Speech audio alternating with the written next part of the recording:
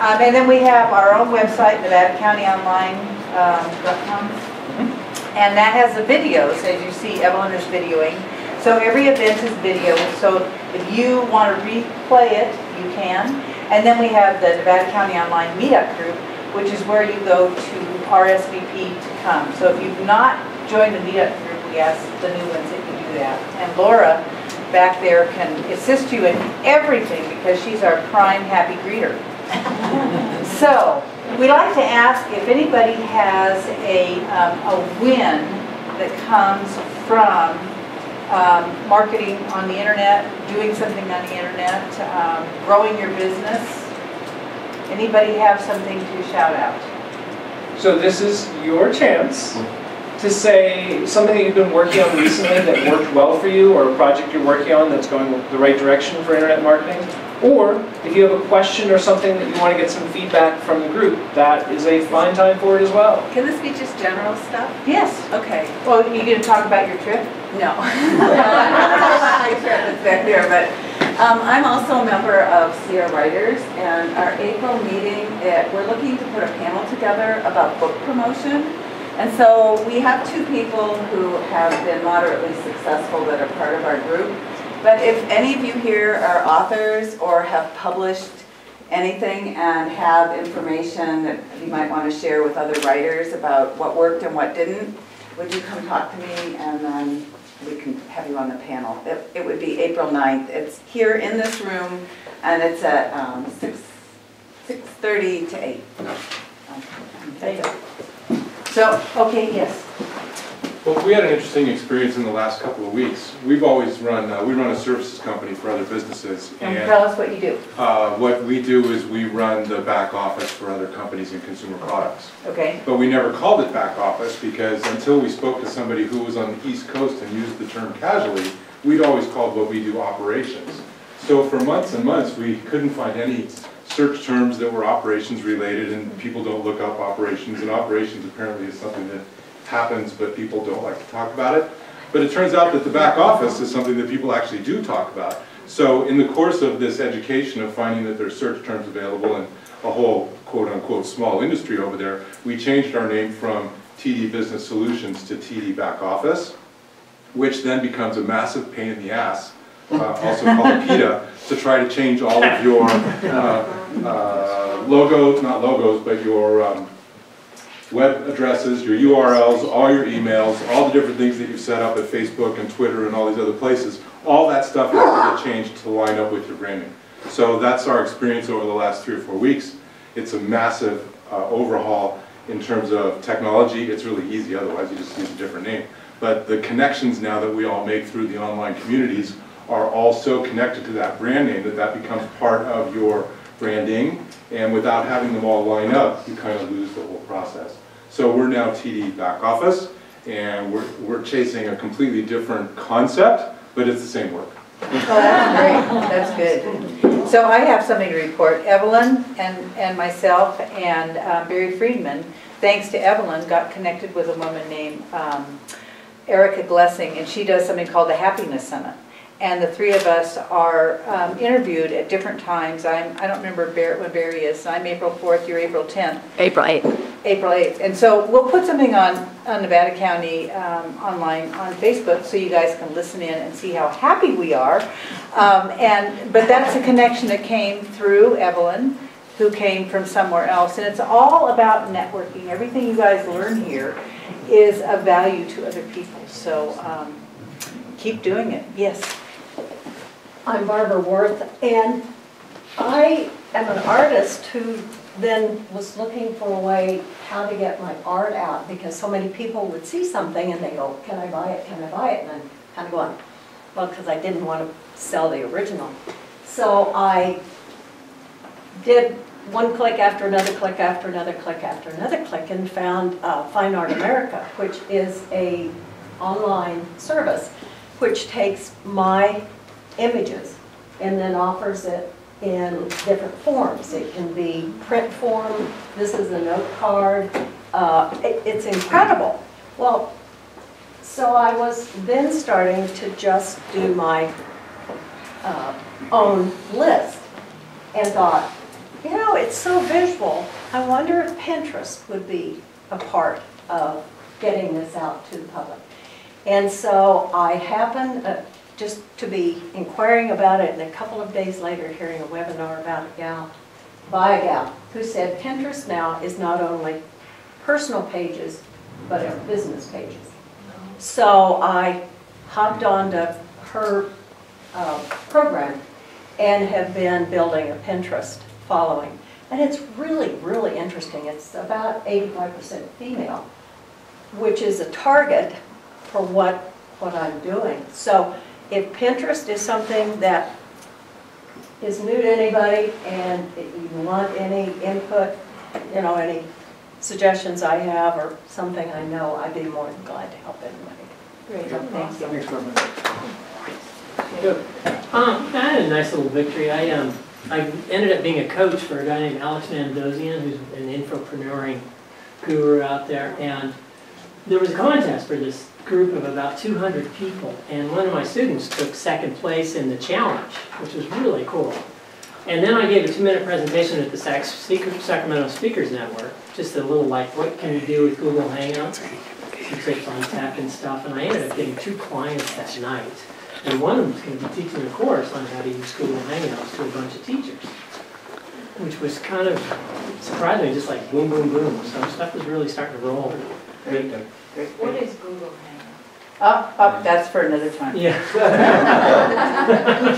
Hold on. Well, that's not what we do. But I think, Trish, that's a good question. I think we need to have a presentation on Google Hangouts Great, Doug. I'll talk to you about by that. Doug. Google Hangouts are a way similar to Skype that you can communicate with one-on-one through your screen, but it's also like a webinar in that you can invite people to a public hangout and have many people come and share. So you can have conversations with other people there, as well as share your screen and have chat. So it's a really interactive way. And one of the cool things with Hangouts is when you do an on-air hangout and you make it public, it's automatically recorded to your YouTube channel.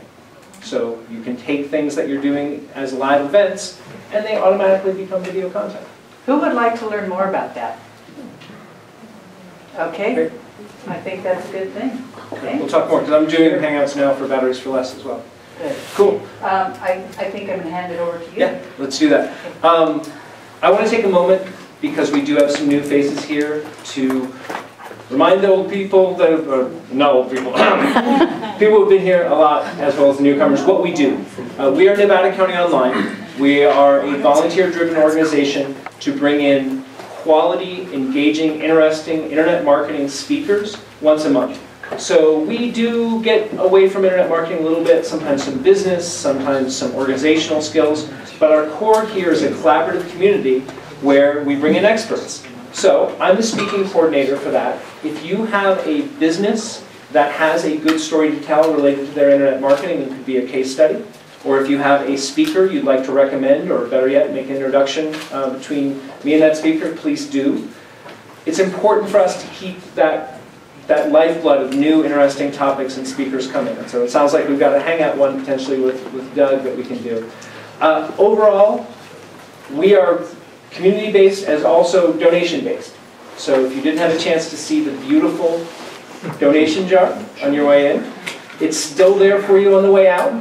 And I will be walking around with it later, just in case. And along that line, we normally have a sponsor, but it looks like that didn't get set up today. So if you want to sponsor this meeting, either today or a future one, please talk to myself or Susie, or Machen is the lead on that.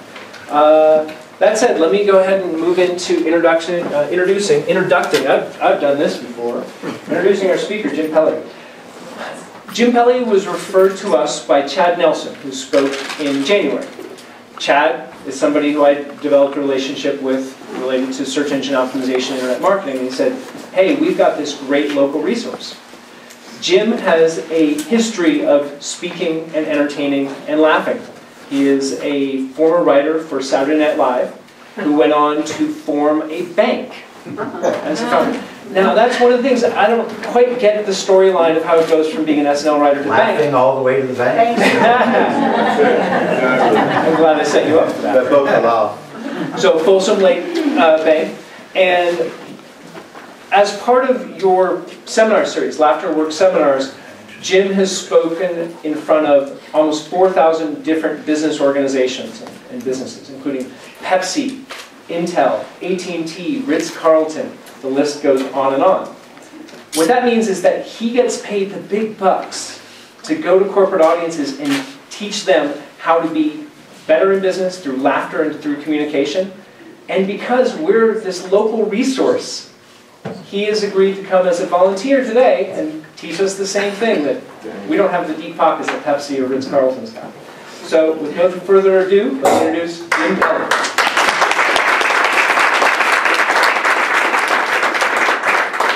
Thank you.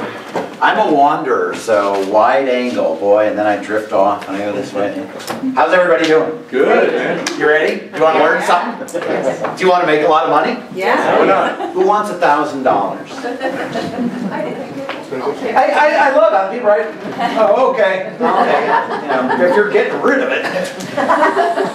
Who wants $1 million? 100 million. $1 billion. Why do we limit ourselves? I like it. Now the people who weren't raising their hands like, yeah, I'm in for $1 billion. For the next 4 hours we have together in this seminar. Do you want like an action shot? I could be one of these. You've been great so far. Will this be on the, I don't want this one on Facebook. So.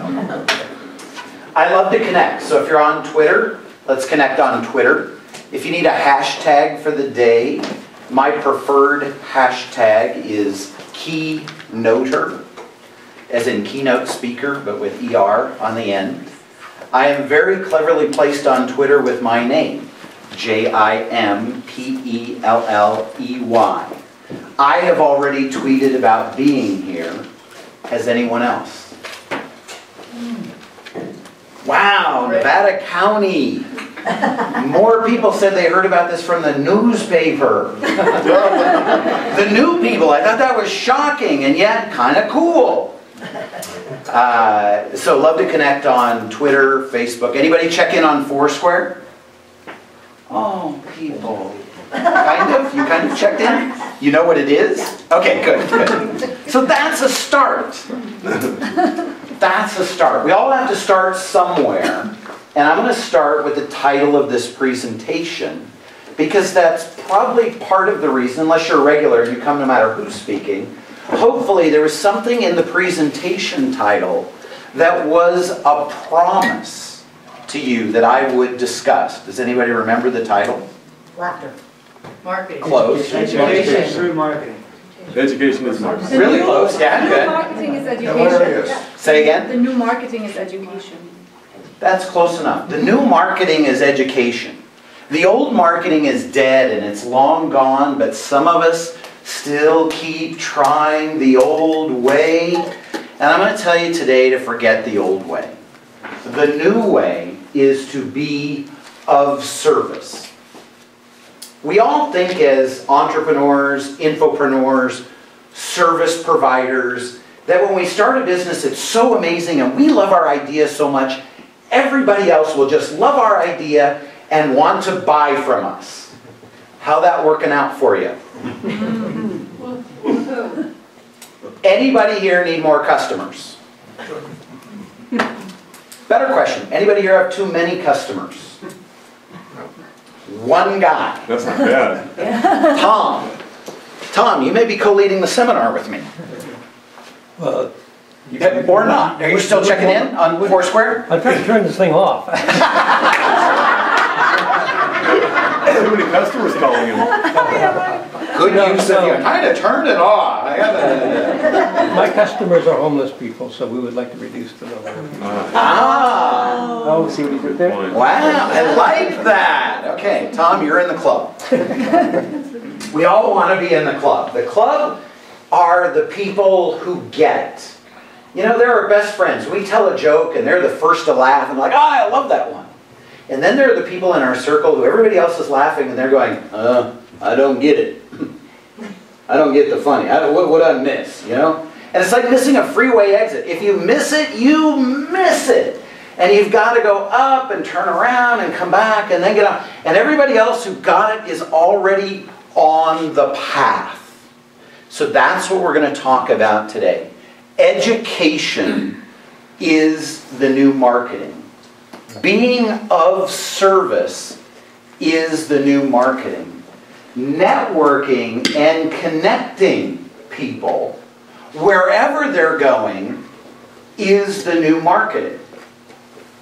And the old marketing is kind of still there, and it's the same, but I want you to understand it in a way that they don't explain in college courses, they don't explain in high-priced seminars. Everybody's looking for a methodology, a system. Do these 7 things and magic happens. And a lot of times we sign up for that, we pay for that, we do the 7 things, and what happens? Nothing. Because what worked over here may never work over here. And Tom is proof of that. When I said, is there anybody who has too many customers? Only Tom raised his hand. And we laughed, but we immediately identified with when you said your customer is homeless people and I'm trying to reduce my customers. I love that. That's very cool. That's being of service. So where does all this fit in? Where are we going to go in like 45 minutes or less? Because I have about 7 college courses to cover. So I'm going to cram them all together and I'm going to tell a story. First thing they asked me when I walked in, do you have a PowerPoint? And I said, oh God, no. Just, really? PowerPoint? That's great if I've got to explain an engineering grid or how a diagram works. Understand the decision to purchase something is not logical. There are only 2 reasons you buy a product or service. And when you know this, this is the foundation of everything we're going to talk about. In a very broad sense, does anybody know what those 2 factors are? Need and emotion. Need and emotion. That's good. We're going to drill down a little further, but you're on the right path. Need and emotion. We purchase something for one of 2 reasons. Well, we either need it. Who said pain? I want to avoid the pain. I don't want the pain. I don't want to have to walk to work, so I'm going to buy a car. Now, we never think of it that way. And the other, at the opposite end of that spectrum, so we buy to avoid pain. Increased pleasure. Increased Pleasure. That's it. That's your whole world of marketing. Now, your marketing message isn't buy my product and you'll avoid pain. Because immediately people will say what? I'm not in pain. Even if I'm dying and I'm agonizing and I'm in pain, I'll go, I don't need pain. I'm fine. Anybody have credit card debt? No need to show hands. Gotcha. Bank Americard was the first credit card. American Express was a charge card. If you had an American Express card, no matter what you bought during the month, you paid it off when the bill came. Bank Americard, whole different idea. Bank Americard looked at America and said, I like the business they're in. They create money. I think I'll do that too. Do you realize when you charge something on a credit card that money doesn't exist? And then you create it. Very profound concept. We think that the amount of available credit is as if that's money we have and the challenge is to get it to 0. Not everybody laughing. Good idea. I remember when it was a big deal to have a credit card. Now, multiple credit cards. Then come along frequent flyer miles, a gift for spending more money. It's like the sales advertisement at JCPenney's. The more you spend, the more you save. I take it as a personal challenge. So how does all that work? In the beginning, in the 50s and 60s, if you had a Bank Americard, it was really a foreign concept. That you could buy things and pay it off over time. Do you notice how things change generationally Now it's, hey mom, hey dad, can I borrow your credit card? You used to not even be able to use a credit card in a store without knowing you were you. Now it really doesn't matter if you were you. In fact, now the fastest growing crime in America is stealing you. Your name and your credit. How does all that fit into marketing? If you think about it, it's all about, I don't have the money, but I can charge it, and I get the pleasure right now, and I'll deal with the pain later. And understanding that dynamic of human nature and why people buy at a core level. And I know some people, I have my left brain in the audience, and they go, well, no, I never make an emotional buying decision. I always use logic. Do you now? I think logic is what we do to deal with defending our purchase. Justify. Great example. That's a, you know, you can look at it. We did a sales seminar for Mini Cooper. Anybody know Mini Coopers? Mm-hmm. Division of BMW.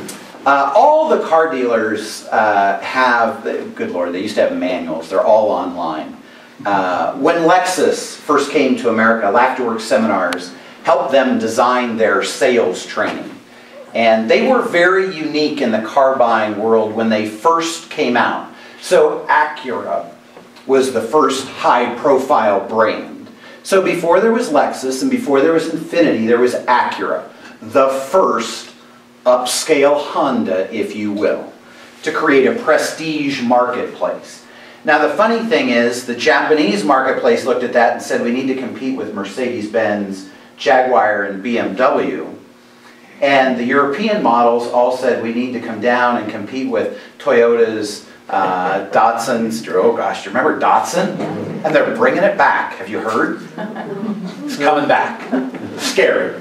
Okay, so we have this market equalization. And you know, we'd go to a car dealership, and before there was online research, we went in and we got that thing and we looked at it and we test drove the car and we got to look and we got to feel. Well, look at how things have changed. And I'm going to go back to the late 40s, the early 50s, before or about the time most of the room was born. In 1975, what was a new to America Datsun considered from a quality perspective? Lowest. Jump cheap. Junk, cheap, lowest, what else? Let's have some fun. I know what you're holding back, and don't worry, there'll be a Tin can. tin can. A rice rocket. A rice rocket. Garbage, absolute garbage. I can't believe they're bringing those. You know, Detroit is where it's at. Nothing is built better than a Chevy in the 70s. And good Lord, because I owned a Chevy in the 80s, and that was a magical time to buy American. Humor it, many different. Everyone, I don't get it. And other people going, I get that guy really well. Edward Deming, and later on, Peter, Peter Drucker?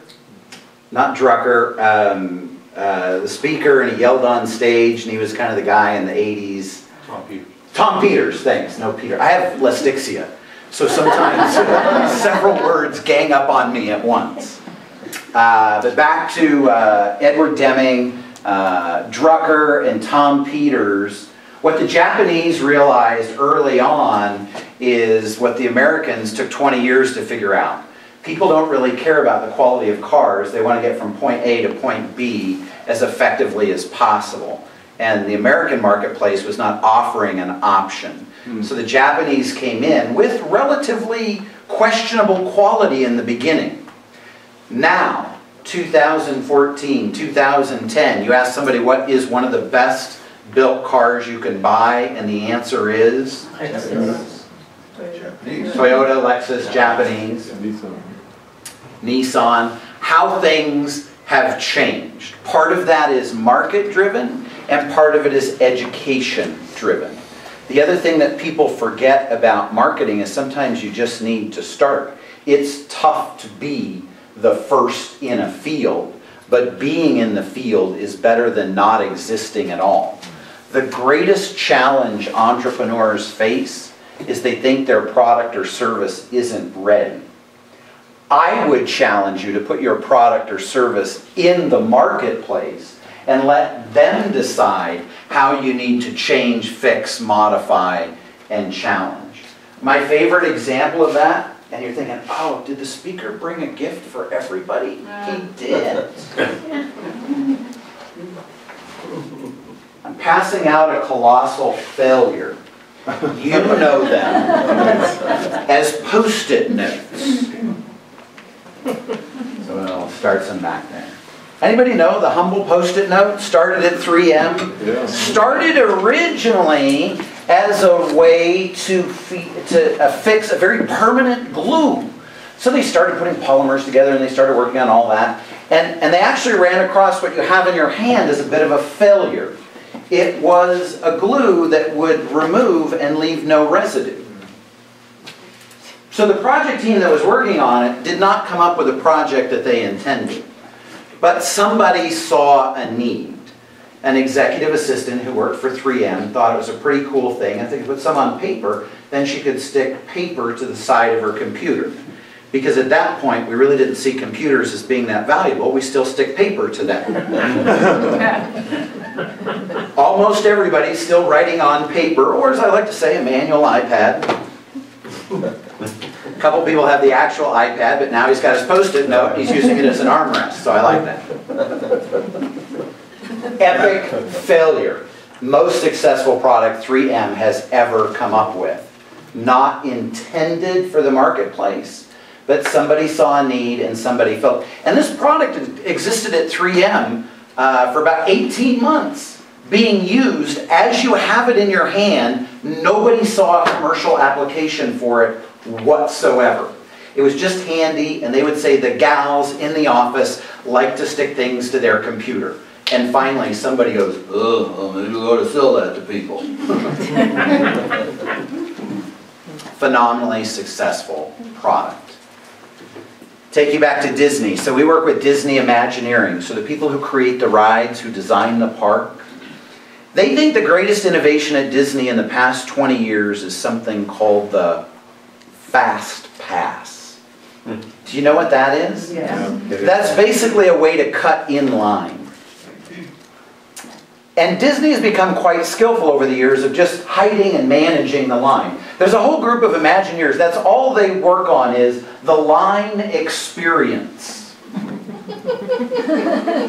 Am I right? We've all been there. We know what that is. We know when we turn the corner, we think we're almost there. We turn the corner, we're like, oh, hidden line. So for years and years and years, Imagineers are trying to figure out how could we create a system and basically serve our best clients, our premium clients, the one who maybe pay a little extra or are just more important to the park politically. Couldn't come up with it, couldn't come up with it, couldn't come up with it. I was not in the room when this happened, but I was with them about 6 months before. And the Imagineers are meeting in Pasadena. It's at a high level. These are extremely well-paid engineer and creative types. And they're going to go to lunch. And they're working on solving the heaviest problems of Disney. And an executive assistant leans in the room and she goes, I have bad news. We can't get lunch at the restaurant we wanted. They're too crowded. I made reservations somewhere else. A reservation for a restaurant becomes the fast pass for a ride. The whole world changes.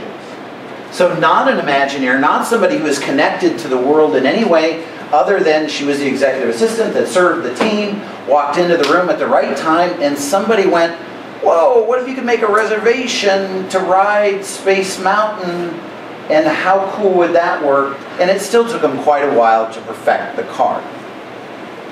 Desire for pleasure, cutting in line, that's everybody's desire. Everybody's desire is, wow, Doug, you are so important. I would like to bring you up to the front of the line. Do you feel special? Coolness. Do you feel a little annoyed? I have a lot of pain. We have a lot of issues. I get it. So that's how the world works. Avoidance of pain, desire of pleasure. So where does education fit in? And the whole basis of this talk is you want to be in the pool, you want to be in the community that your customer is in. They are not everywhere. They're in very specific places. They drive a very specific car. They live in a specific community. They buy certain clothes. They buy certain personal products.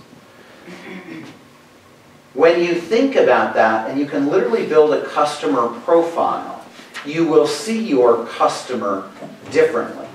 Because the customer sees the marketplace with all kinds of options, and they're always questioning, why should I choose you? Why should I choose you? And most of us labor under the illusion it's price. We have the best price. And price often doesn't have a lot to do with it. So if you think about how to get from here to Sacramento or San Jose or San Diego, what would be the widest available options to literally get our body from here to one of those locations? Let's hear a couple ideas. Automobile. Automobile. Train. Walk. Train. Who said walk? I like walk. Bike. Bike. Bicycle. Fly. Fly. Scotty, beam me up. Scotty. Transporter. Something that doesn't exist. Magical world. Doug, front of the line. Skateboard. Skateboard. Rollerblade. Kayak. Rollerblade. Horse. Donkey. Donkey. Motorcycle. Motorcycle. Hang gliding. Hang gliding. Hitchhike. A little scary, but hey, if you're up for an adventure, donkey or hitchhike. Piggyback on somebody else's back. Piggyback. Right? Carpool. Carpool.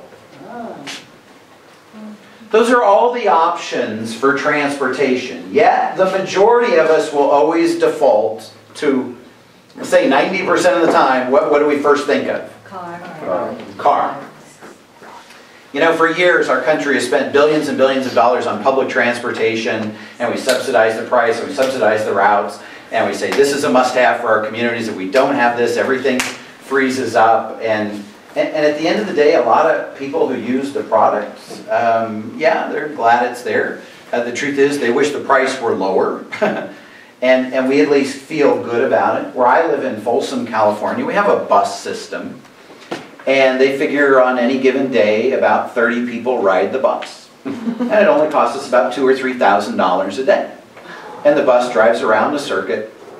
Literally, you could have an on-call chauffeur for those people and offer a better product, a better service, a better experience. But then what happens in the mind of the taxpayer? Free chauffeured service for people who can't afford buses. Oh my God, we can't do that. We would much rather spend $60,000 a month on a big bus that everybody hates. So the fear is by the people not using it, you know, personal chauffeur for poor people. That's a horrible idea. Well, it'll save us $10,000 a month. I don't care. It's a horrible. I don't want a black town car taking her to Walmart. Fear, desire. We can either have a helicopter pick us up in the parking lot right there, and we can be in San Jose in less than an hour. The more creative one is carpool, but oh my gosh, we can't figure out how to do that. How did the entire taxi industry miss Uber was coming? Because they're wired in the old school. Yeah. So do you know what I'm talking about? Uber and Lyft? Smartphone application that lets you find a private driver who will pick you up, drop you off, central card processing, automatic review of the card. But again, politics. And probably in between desire and fear is a little politic thing. You know, government gets in the way, rules, regulations, and how we do things. But, you know, a taxi medallion, last I heard in New York City, cost about $250,000. So if you wanted to pick somebody up at a hotel and take them to the airport, you had to own or have ownership in a medallion in a heavy regulated industry. And literally the government has no idea what to do with Uber and Lyft. And then stories come about, oh, there aren't background checks on these people. Well, I don't know when I get in a cab in any city I go, oh, I'm surely comfortable with you. I might actually feel a little comfortable. At least I have a connection, on my cell phone. They know when I'm being picked up. They know when I'm being dropped off. So this is the challenge of every entrepreneur, solopreneur, multipreneur, marketer, online or offline, is understanding the mind of the consumer. And the reason I like to do how would you get from here to there is when we sell a product or service. We're trying to get somebody from here to there, and we want to be the solution in the middle. Buying a product, buying a service, buying information, buying something that is of value. So what I said, we've got to find out where our tribe meets. Where's our community? What do they dress like? What do they look like? What movies do they watch? Did they watch the entire series of Breaking Bad? Have they never heard of Breaking Bad? You need to know that about your customer. You can't just guess. The old customer service satisfaction was, how do we do? Are you happy with us? That's not a good question to ask. And I'm going to challenge you that if you pull nothing out of today's presentation, if you want a better answer, you must ask a better question. You see this, the best example of this in the hotel industry. We stay at a hotel, no matter what it is. Maybe it's a Ritz-Carlton, maybe it's a Hampton Inn, maybe it's a Motel 6. And we check out. And the person who checks us out and gives us our final bill always asks a question. What is it? Did you enjoy your stay? How was your stay? What do you automatically answer? Yes. Fine. Yeah. Horrible question, useless answer. So what do they ask at Ritz-Carlton? Different question. How could I have made your stay more comfortable today? Oh, the clock radio in my room didn't really work. Or, I was so near the ice machine, I heard a lot of... And they make a note of that. And every single time they have process improvement. But when I ask, how was your stay? And you say fine, nothing changes. When I ask, how could I have made your stay more comfortable? The world changes. If you have an organization that responds to that. Tom? Yeah, I want to kind of revise. I didn't quite understand your original question about customers. My customers are donors, and I don't have enough. And so that's a little bit different criteria. What you're looking for is a sponsorship model. Yeah. Your real customers are people who want to help, who you originally said. So, a little bit different model, but the same principles apply. I just wanted to clarify that. I appreciate that. So are we asking what I call the Ritz-Carlton question? How could my product, my service, my system been of more value to you? And of course, often people would just say, well, I wish you would charge less. But again, I go back to the transportation model. If I jump in a car and we ride share from here to San Jose, it doesn't cost me anything unless I say, hey, do you want me to kick in for gas? Certainly if I walk, it doesn't cost me anything but probably a good pair of shoes and 4 or 5 days of my time and sleeping under some underpasses. Or we decide to pool our resources into us. It seems like a good idea to pay $5,000 to charter a helicopter. Right? Now we kind of smirk at that, and people are going, $5,000? Even if it's only 2,500 pieces, I'm never doing that. But what I didn't tell you is there's $1 million for us in San Jose. We've got to get there before 4 o'clock. So the guy who's walking thinks he's saving money. Never going to make it. On the other end, you can play this game. Because here's where all marketing has a baseline.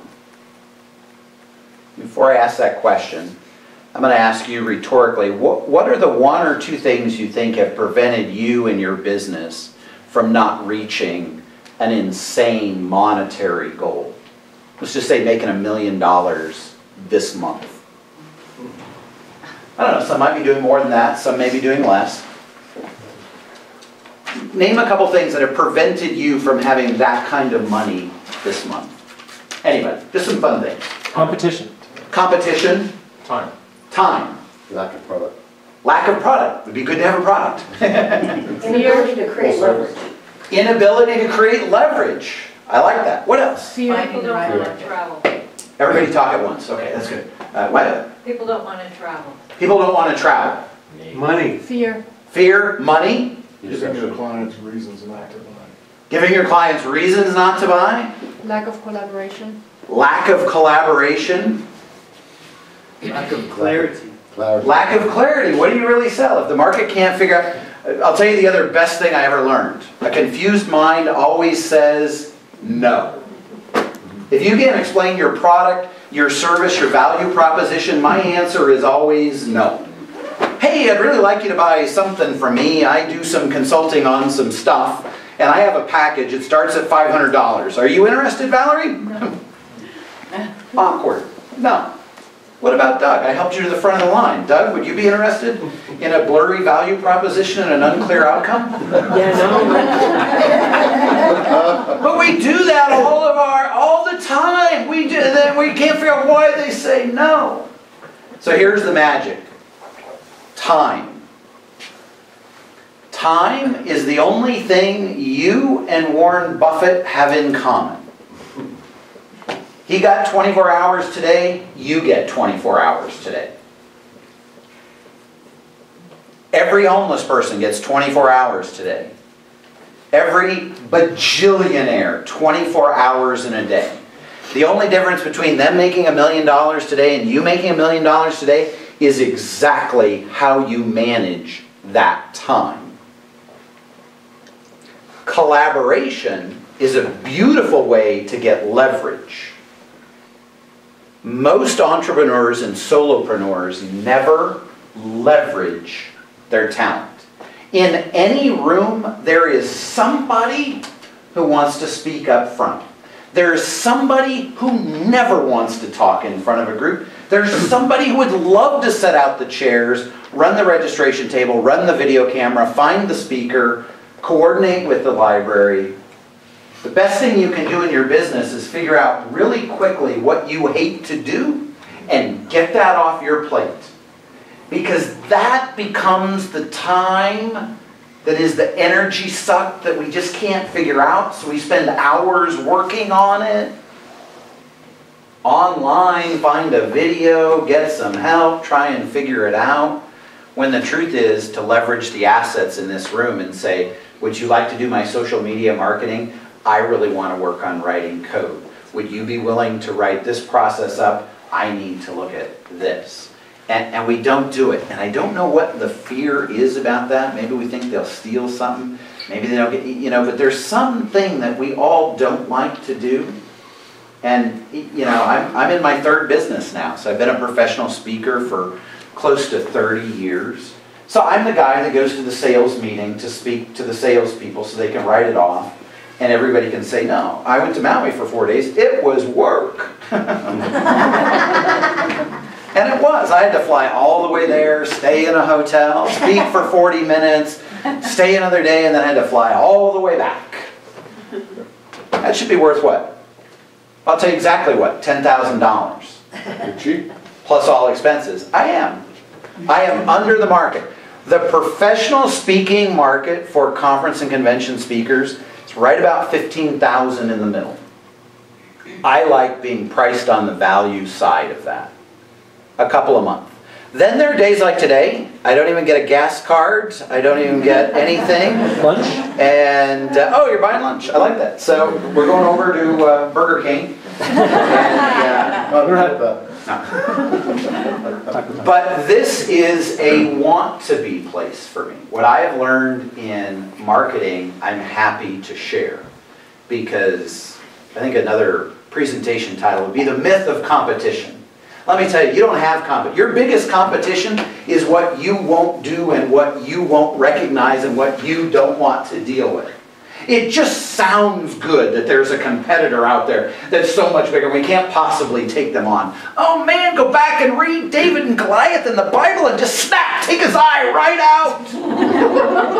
As for the people on video. And for those people on video, I'd just like to,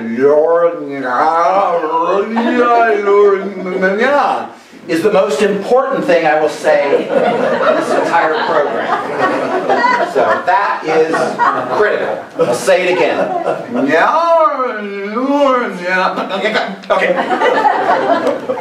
If you can't have fun, you're probably not in the right business. So where is your marketplace? Where do they meet? Do they go to fairs and festivals? Do they enjoy music? Do they own DVDs? Are they on Foursquare? That's why I love to find. If you're on Twitter, why aren't y'all on Twitter? It's the biggest marketplace in the world, and it is perfectly organized. Now, if you don't understand that, you think like I did 4 or 5 years ago, that why do I care if Jason had a taco? That's kind of what I think a lot of people see with Twitter. But with hashtags, everything's perfectly organized. Back office problem. Bing, there's your customer.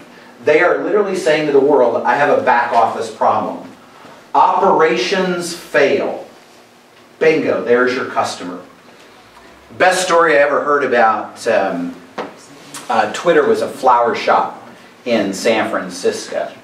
And they would search for the hashtag wedding, wedding day, congratulations, new baby, and they would respond to that tweet and say, so happy for you, come in for a free rose. Engagement, engagement day, photos, come in for a free rose. Absolutely going to give away a free rose, and guess what's going to walk through their door? Somebody planning a wedding and needs, on average, according to NACE, $6,000 is the average amount spent on flowers for a wedding.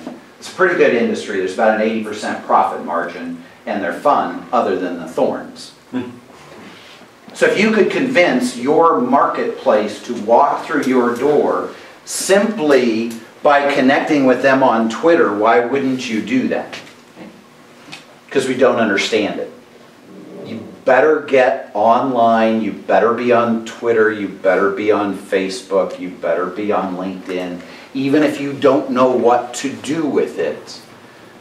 I get speaking engagements from Twitter. So if you want to do what I do, and you want to speak more, get on Twitter. Every conference engages before the conference.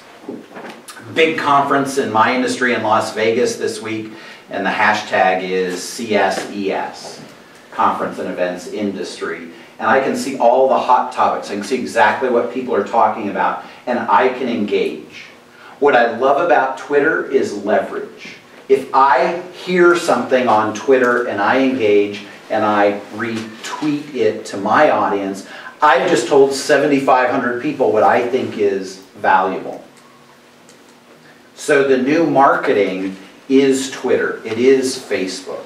The old marketing, you're going to do Google Groups. This is what I love about how the online marketplace has changed. 2, 4, 5, 8 years ago, we asked Google, best auto repair Grass Valley. We don't do that anymore. We've already tipped. Who do we ask? Anybody know? Yelp. Friend. Yelp is how we can, who said friends? Bing, bing, bing, bing. We put it on our Facebook page. Does anybody know a good auto repair in Nevada City or Grass Valley? And we ask our group of friends to respond on Facebook because we trust them. That's what we call a leveraged referral. Guess what? When you get a referral for business, you don't even need to market. Oh my gosh. That's like Disney going to the front of the line. Wait a second. The guy who says education and service is the new marketing now tells me if I get a referral, I go to the front of the line, and it happens all the time. I walk into the auto repair shop, and I go, oh man, Doug said I need to see you. You guys are the best. They don't need to market to me. They don't need to convince me they're the best. I don't even need to go to Yelp because I bypassed Yelp. I've got Doug. And I trust Doug. Doug takes me out on his boat. We have beers. We have a good time. His cars are always running. He's got to know.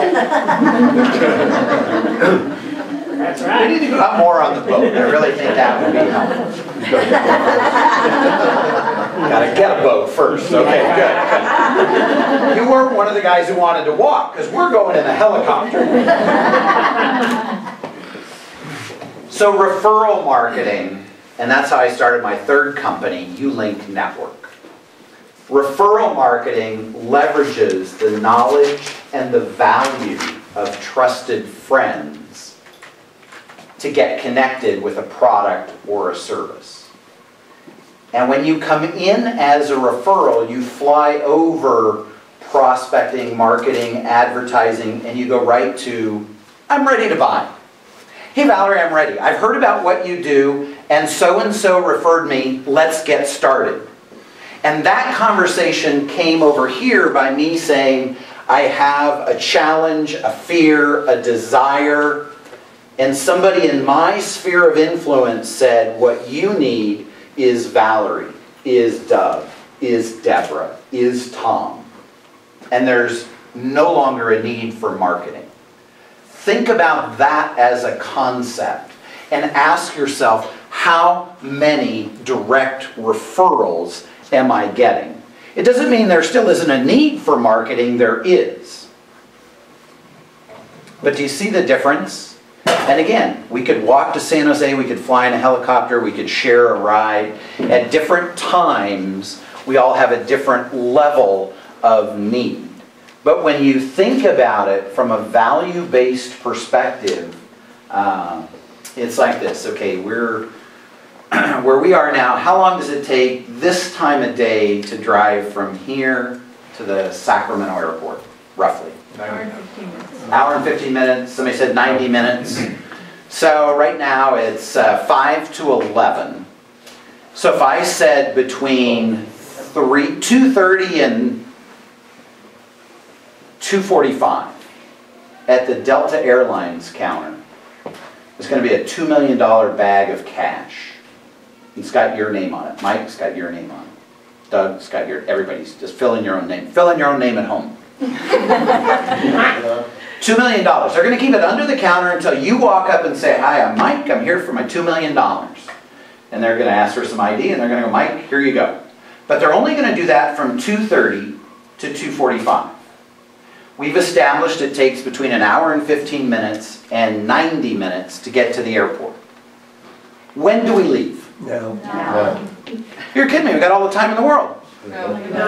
We could go to lunch, we'll go to lunch, we'll have a beer or two, we'll hang out, probably just till 1:15 at the latest, then we get on the freeway. What do you say?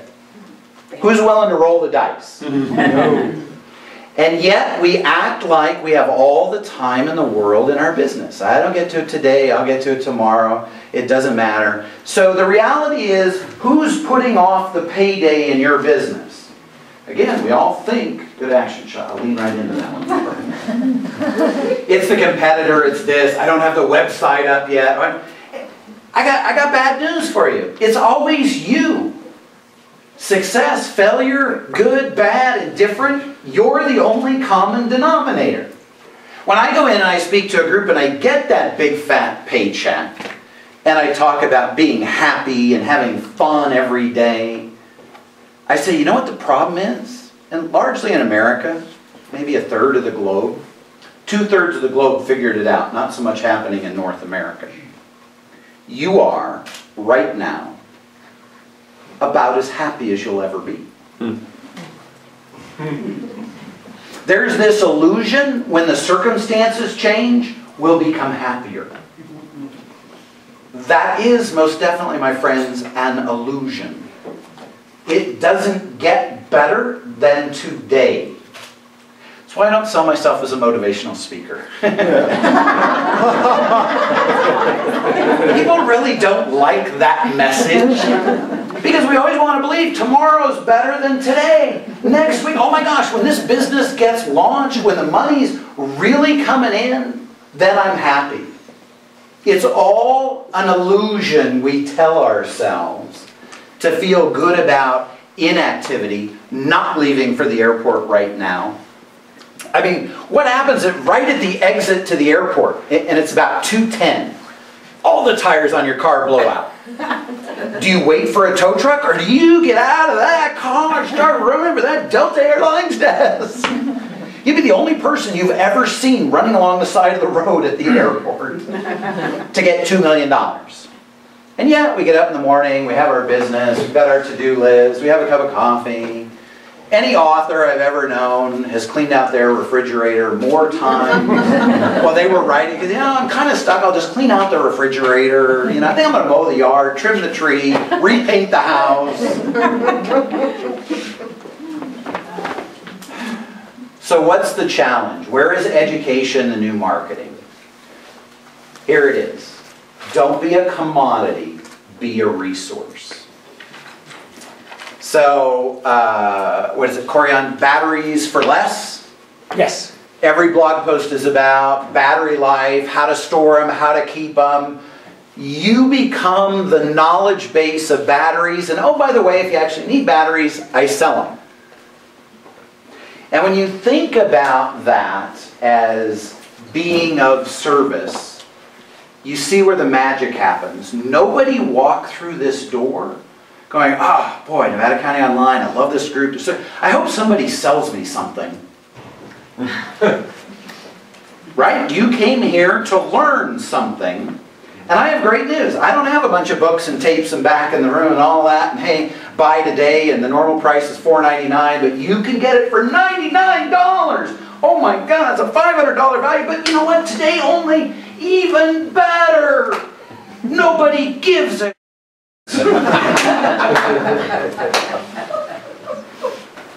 But it still works. But at the end of the day, we still need information to be better. We still need batteries for the flashlight to run the car. We still need to buy clothes. We still need things. But we like and trust people who educate us, support us, and help us. We are naturally kind of polarized. You know, when you think about opposite magnets, as soon as somebody says, I have a deal for you. I know you didn't come here to buy a car, but I have a Honda Accord. It has 280,000 miles on it. But wait, it has I have every oil change. Every oil change. You're like, I did not come here. She's like nervous. Does he really have a car? No, I don't. So don't go that route. Don't spend all your time marketing. Spend your time educating your market space. What are the 10 best things an entrepreneur, a solopreneur, a young C Corp can do to set up my back office for success? That's the new marketing. Education, support. The ability to connect people. You have customers over here, and over here, and over here, and over here. But when you hear somebody's looking for someone, and you say, you know what, I have a great resource for you. You mentioned you were looking for a CPA. I know a great CPA. Then that person flies over the marketing, straight to the decision making, lands in the CPA office, and they say, oh my gosh, Tom recommended you. How do we get started? When you get that business model, everything changes. You're not trying to figure out the 17 key words to have placed in the right place. You want to be top of mind when a friend on Facebook asks for something. And ideally not something you sell. Again, be a resource for everyone. Don't be a commodity for your marketplace. Because commodities compete largely and only on price. Right? Hey, we all say, support your local merchants. Support your, local merchants are great. And then we're like, oh crap, can you believe that price at Walmart? That's amazing. And we're like, I'm just going to buy this here. Sol Price. Anybody know what Sol Price is? Little mom and pop grocery store. It eventually became Price Club. It eventually became Costco. And Saul started the business because one day his arm bothered. So mom and pop grocery, you remember those sticker things I used to price? You didn't. Put on each case, we put them up on the shelf. Then people take 2 off the shelf and they put them in a cart. And one day Saul said, this is bullshit. I'm going to price the whole case. Took out a Sharpie, put a great price on it, put it on. And they sold. He was now selling cases instead of cans. And he thought, this is amazing. Everybody will want this. I'm going to get a warehouse. And he went to his banker And he said, you know, we've been a mom and pop business in this community. We've got a great new business idea. We're going to sell cases of stuff. Instead of a gallon of orange juice, we're going to sell a 55-gallon drum. Instead of 4 rolls of toilet paper, 1,000 makes sense. And what do bankers say when you need money? Are we all clear on this? No. You don't get it. You know why you don't get it? Because you need it. That's why I started a bank. I love that part.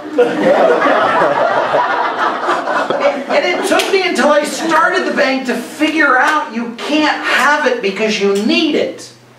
On the other hand, if you can prove to me you don't need my money, I will spend every hour of my waking day to see how I can get you some of my money for you to do, because you don't need it. You've managed yours well. Hey, I got a pile of it. You want it?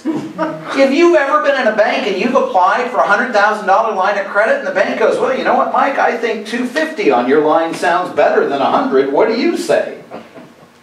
And he just, because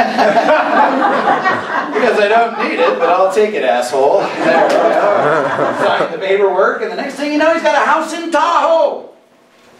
But if you go in and you go, gosh, we don't have any money, we have credit card debt, we have 3 leased cars, can I have $250,000 for a house in Tahoe? What do I say? No way! And it's the same thing for a business. Understand, all the bank is concerned is if you die or something happens, I've got to get that money back, because guess what? It's not mine. It's my depositors. I am the fiduciary. I am the responsible one to manage the big pile of cash. So, you know, we have restaurateurs all the time. They come in and say, hey, I just need $200,000 to launch my restaurant. Well, what will you secure that with? Oh, you're in a rented house. Oh, you don't own your car. You have no savings. And you want to tell me that you paid for tables and chairs and software and all this. Would I secure it with that? And I'm like, no, because in my world, that chair you paid $200 for, I sell those all day long in an auction for 12 bucks.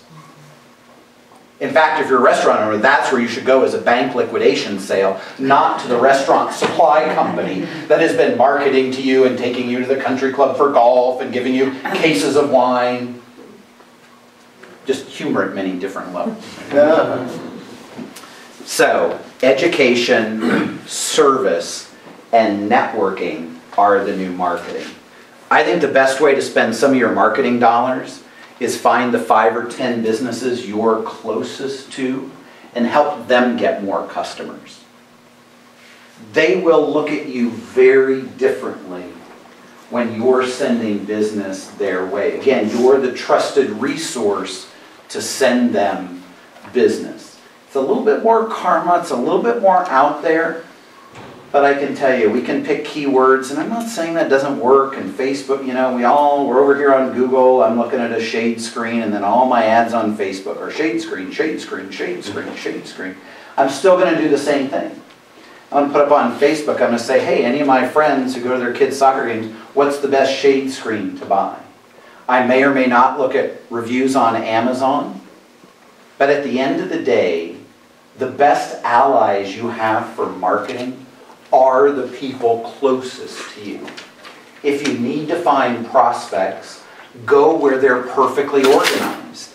Facebook, Twitter, LinkedIn. Start a discussion group about your industry. So for me, it would be the meetings and events, the speaking industry. What are the trends? I'm not there to say I'm the best speaker, I'm the best speaker, I'm the best speaker, I'm the best speaker. Hire me, I'm the best speaker, I'm the best speaker. Hire me, I'm the best speaker. But that's marketing. That's what and people think, I got to do more of that. Hey, I'm the best speaker, I'm the best speaker. Everybody hire me, I'm the best speaker, I'm the best speaker. How far does that get you? Yeah, she's like finger gun of death.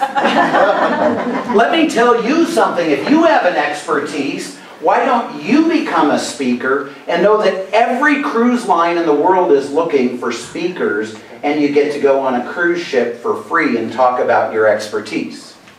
There's a hitch. You generally have to give a 1-hour talk for every day of the cruise. So 7-day cruise, you've got to work 7 hours, but it's a completely free cruise for you. You could do that. Does that sound like more fun marketing than picking AdWords? And it could be about your direct business. They might not hire a speaker on batteries, but they might hire a speaker on how to start a business. And I got to tell you, if you know anything geographically about where the cruise is going, that's where they find the most. So, every day, 250 people around the world are stepping on a cruise ship, and they're not paying for it. They are speaking and getting that in exchange. Isn't that more interesting than hire me, hire me, hire me? And when you see the difference, you become of value, you become of service. And that changes the way people look at you, your product, and what you can do for them. Again, I've gone from being a commodity to being a resource. In the description for this workshop, we talked about, and I love it, the analogy of gold panning. You know, finding the nugget, we all believe, and that's really what marketing is. Oh, I prospected my claim, this is my market segment, now I'm going to go out and find the nuggets, and sometimes it's just a bad idea. We've probably all had a business or two, or know somebody who did, who started a business, and it failed for a variety of reasons. But don't be under the illusion that gold is the only thing we can find in the pan. I love the example of iron. Iron is everywhere, and if you know what to do with iron and how to put it in a process or a system and create steel, that's huge. The land itself may be the value. That may be something you turn into a campground, a retirement home, a community, a strip mall. So it's always about adding value to the process, to the land, to what we're interacting with, versus just trying to get a resource out of it and cash in. I really believe that business model is dying. And the faster you get on the other side of it and become the resource to help people with whatever they're looking for, that's huge. I love how when you start this meeting, you talk about success. Success is inspiring. In our ULink network groups, we talk about tell me something good. Tell me something good that went on in your business so I can learn. I'm a firm believer in, have you ever heard of CASE methodology? C-A-S-E, copy and steal everything. Subtle, I know. Southwest Airlines did this. They looked at the cattle farmer and they said, how do people get cattle to go up in a truck? We could do that while we're filling our plane. Right? The original Southwest boarding process. And then for some reason, everybody got nutty, and now we have to do it 1 through 30 and every 5. And have you ever seen somebody who has a lower number? They're like looking at you, oh, like Valerie, well, clearly I'm ahead of you. I checked in earlier. But then the business model evolved. They go, hey, I got a great idea. Let's charge everybody $10 who's type A and kind of pushy. And they found 1/3 of their customers are willing to pay $10 to cut in line in front of the ones who don't care as much. You've got to maximize your revenue model. And I'm gonna close on this. Are we good? We go 11:15? Is that about right? Good. Yeah. I saw you looking at the clock, so I didn't. I know. I kind of, yeah, because I can tell time, so I was kind of, I was like, that's an hour off. You still have an hour left. Your brain starts and then it doesn't stop till you stand up to speak. I've learned that. So I'm going to leave you with what I think is the most valuable piece of advice I've left any audience with in the last 10 years, and that is, how do you not get someone to sit next to you on Southwest? You see how I tied that back in? Right, because we've all done that. You know, we've got the aisle seat, there's a middle seat open, there's some guy by the window, and you know, you're thinking, hey, they're just about done coming in, and they say, there are only going to be 2 seats on the whole plane open, and you're like, oh, one of them's going to be me, and then what happens? The guy comes down the aisle, and he starts going, oh, Doug looks okay, maybe I'll get that. Here's what you do. You touch the seat next to you, and you go, still wet.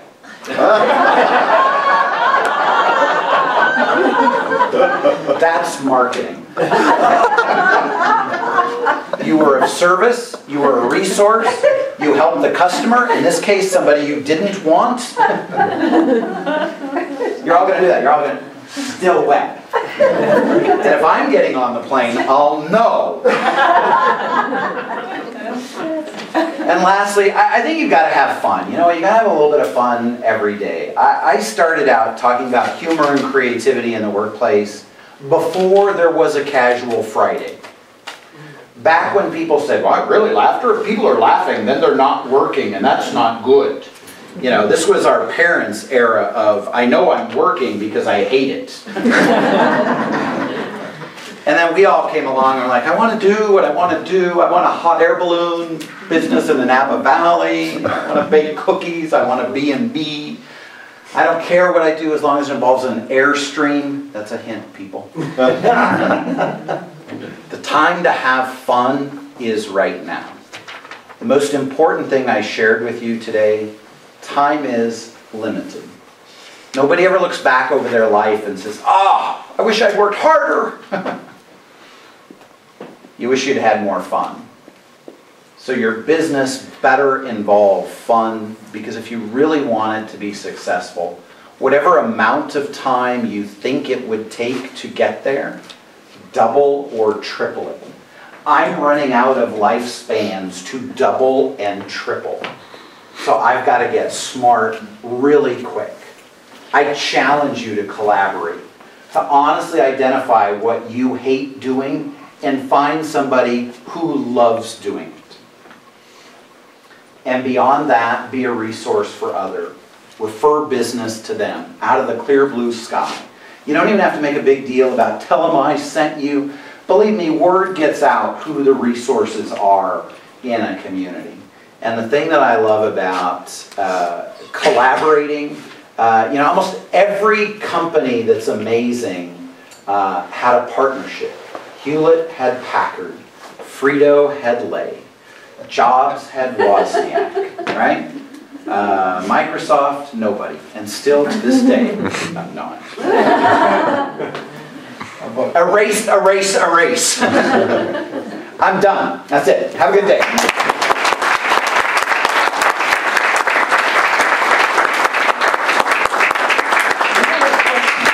You have questions? Stand up. Education. Education. Who has a question? We've got a few minutes. You said you have a bank, and yet you say why banks, what they need to do. So are you different in your bank? No, we're not different in our bank. Because You're not different to people that can't. Yeah, you can't, if you need money at our bank, you can't have it. So, answer truthfully, right? No, we're a community bank. So, you know, there's big banking, Chase and Wells Fargo. Folsom had not had a community bank in over 40 years. Wow. And about 20 of us were all, this is how a lot of good businesses start. We're drinking wine one night, and we're all complaining about our bank. And one guy said, hey, we should start our own. And we all laughed. But somebody said, how do you do that? We started a venture capital group, and 18 months later, we opened the doors of Folsom Lake Bank. So, good little community bank. Thank you. Yes? What's your preferred Twitter platform? Our preferred? Your preferred Twitter platform. I am a purist. I don't use Hootsuite or any others. I have 3 or 4 accounts. Ulink Network, my main account. Tweet This RV. RVs are my passion. I love them. I love Airstreams. I will work to camp, basically. And you already know the free cruise ship one. So what I would challenge you to do is get on Twitter, set up an account, and engage. Find the hashtags or the industry tags that are your industry. And I always say share the good news. And know that Twitter is 80-10-10.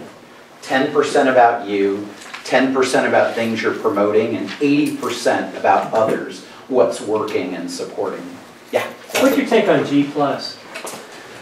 I can't figure it out. I've been a huge Facebook fan, love Facebook. I hope we can connect on Facebook, but I just can't figure out Google Plus in the marketplace for me. So maybe I need to come back when you do groups. Yeah, and I'm on there, so you can connect on there too. Yeah. So I hear you with, you're sharing information, going out there. What if your personality is not that? You're not the outgoing person. Hire a spokesmodel like Mike. But you're starting your business. You don't have money. Like, how do you do that? So if you don't even have money, you don't have a website, you can get on Twitter for free. What amazes me about microblogging, Twitter and Facebook, you know, I'm old school. I've been doing this for 30, 35 years. I used to have to go to a designer, a printer. I printed my business cards, my brochures. I did a retweet, or a retreat, not a retweet. I mailed them out. I hope somebody signed up. Now you can go on Facebook and create an interest page, a blog page, a LinkedIn group, a Google group, and start the conversation. And you can do that with no money. Right, but I'm a great event planner. Okay. That's what I want to do. Then we need to plan an event. I love planning events. I hate writing stuff. I hate, you know. So you need to connect where we were talking about in the back of the room, who's doing the event. Because trust me, people who are really great speakers hate to plan events. I hate your job. I wouldn't want to do it. I don't want to work a whole weekend event and make $5,000 when I can walk in and just be the keynote speaker for $10,000 and then leave. That's appealing to me. But good event planners, that's a hiring industry right now. Who needs an event plan? Today, tomorrow, next week? All right, you're out of business. Sorry. Sometimes it's just a bad idea. Seth Godin is kind of on your path of really talking about everybody being a media company, and I think this is a great example of a challenge that someone who's actually got skills, a skill set, that is missing another part of the skill set. It takes a lot of time to do that other stuff, to be the media company, to be the person on Facebook, to do all these things. And the tail on that could be long to get to where you want to be. So the investment of effort and time to grow it, build it, develop it, and then be able to start to get some capital cash out of it could be really time consuming for a lot of people, especially if they have some esoteric kind of professional capability. Not that event planning is. Right, and that's why the marketplace is the perfect decider. You know, and we shouldn't be naive about that, that again, what we think is a great idea. When I was in college in the early 80s, I went to Sac State. I was an intern at Channel 3. I proposed a term paper, see if this would work, because it didn't when I proposed it.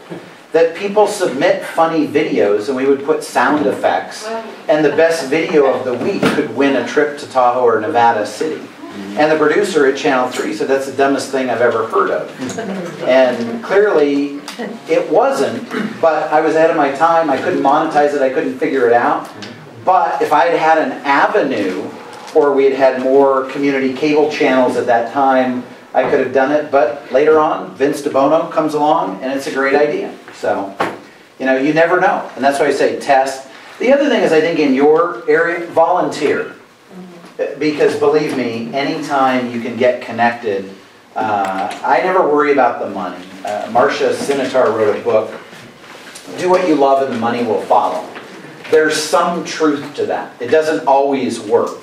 But at the end of the day, it works more often than not. So one last question. Well, it's not really a question, but you were talking about the marketplace inside, your value and worth, and so many times people, like, you think you're not ready. Can you just talk a little bit more about that? Like, how ready do you have to be before you put it out there?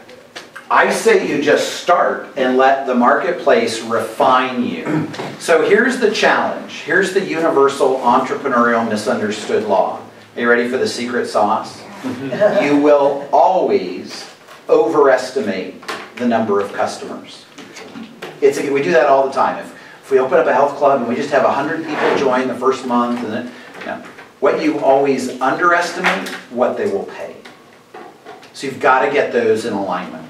Chances are you are charging too little and you are expecting too many people will come rushing to you. Believe me, you'll know the moment that switches, because it will be all chaos. You'll be hiring people left and right, and you will have gone from startup to actual business. So I challenge you to start early. Don't make the mistake of asking your best friends, what do they think? Because they'll actually look you in the eye and go, oh, Valerie, that's the best idea I've ever heard. And then they go over here and go, can you believe what an idiot Valerie is? But I couldn't tell her. She's so sweet and I want her to be. Don't ask your friends and your family. Go ask your marketplace. Whoever your competitor is, go directly to them. What are they missing? How do they evaluate their customers? Disney does that. They do the park entrance interview, and they rate about a D-. So people just walk through the turnstiles, they haven't been on one ride, they paid about $125 a person, and somebody walks up to them with a clipboard and goes, how do you feel you've received value today? I go through all of them. Yeah, they just want to get to the party, they just want to get in the rides. D-. Guess what happens? They do that same survey at the end of the day. A+, off the chart. Oh my gosh, 125 was nothing. And then they spent another 125 on feeding, and so they walk through the door, they have sticker shock, I can't believe I paid all that, a family of $400 or $500, and I had to do this. At the end of the day, they paid $1,000 to $1,200, and they're like, you guys are amazing. So remember what I said. Some bank to pay this off. There you go. Ask a better question. Ask what's missing in the marketplace. Ask, how can I bring value to the marketplace? Ask, is there a stinking marketplace for this? Because just because you think it's a good idea, it might not be. You know, Twitter didn't start out as a tool to create revolutions in countries, but it ended up being that. That's pretty profound. So, like I say, let's connect on Facebook, connect on Twitter. You can ask me a question on Facebook or LinkedIn. I want to be a resource for you moving forward in the future. Take it, boss. Take it, boss.